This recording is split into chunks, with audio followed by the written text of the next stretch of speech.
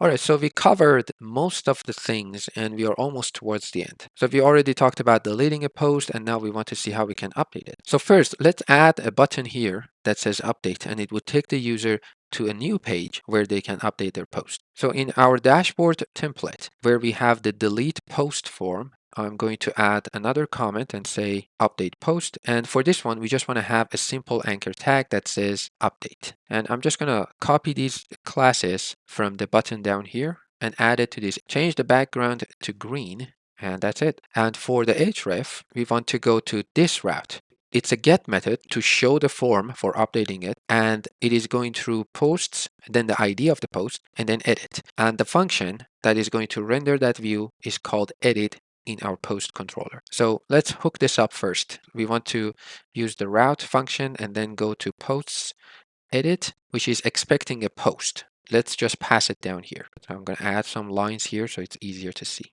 Next, we want to create the view for it. Let's go back to our posts folder. Under views, we want to create a new file and let's call it edit.blade.php. And for this, I'm going to grab the form in our dashboard. So in the user's dashboard, we have this form. I'm just going to grab the form itself with all the elements within it, of course, and just copy it. And in our edit, let's add our layout. And then within the tags, I'm going to paste that form. All right, so let's just render this and then we will come back and change things around. So we want to go to our post controller. Under edit, we want to return the view, and the view we want to return is posts edit. So now if we click update, we should go to that page and see our form. So I want to change things around here. First, I want to add a div with the class of card and wrap our form with it. So we have this white background. Then we need to add a title. So again, from the dashboard, I'm going to grab this H2. We could have grabbed the whole thing, but it's okay. And we want to say update your post. And above that div, which is our card, I want to add an href here just in case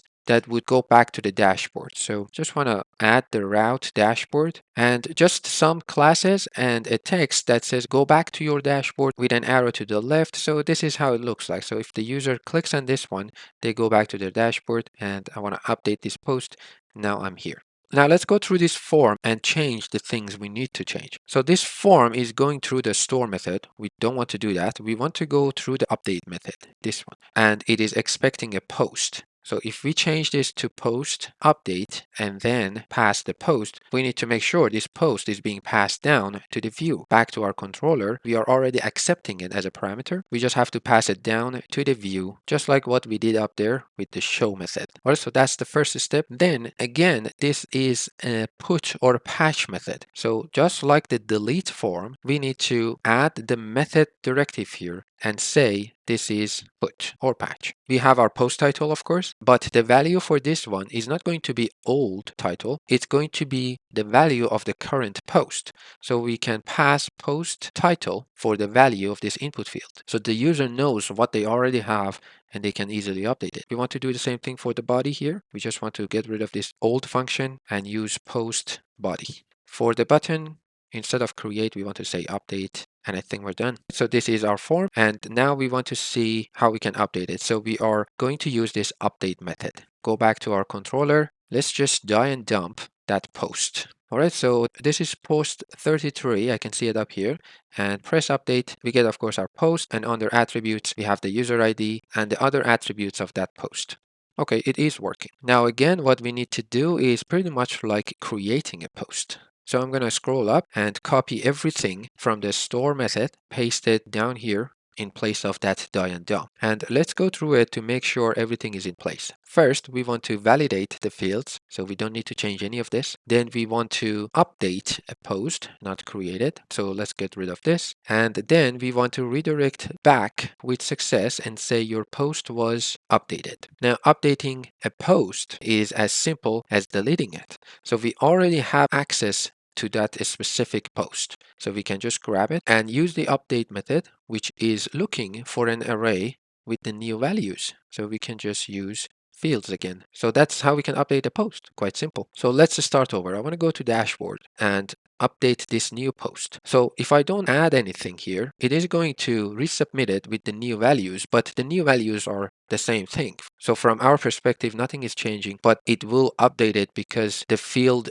updated at, which is a date, will change. Now, if I delete something and press update, we get the error that says the body field is required, and then we get the old value, which is coming from our database. Now, let's actually update this. So we want to say new post updated, more body text, and press update, and we get new post updated. So one mistake I made here, instead of redirecting back, we want to redirect to a specific route. So we want to use the route function here and pass dashboard here, and the rest is going to be the same. All right. So because when we go to the update page like this is going to be that back. So when we say back, we are returned here, but we want to go back to the dashboard. All right, let's do this again. I want to add a long text here. So I'm just going to go to this template and just use that lorem text. So I'm going to say lorem, let's say 50, and I'm going to cut this. That's just a trick to create a lorem text easily. And let's say update it again, press update. And again, I made a mistake here. So sorry about that. I wasn't paying attention. So I can't say back. I have to say redirect.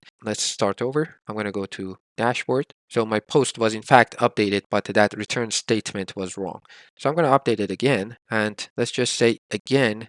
Press update. And of course, this time works. Your post was updated. And down here, we have new post updated again and again. And if we go to read more, now we have the full text. So that was updating a post. And if we check out our controller, you can see all these methods are now filled except the create method, which we don't need. So we have the index method that is rendering all the posts. The store is creating the post.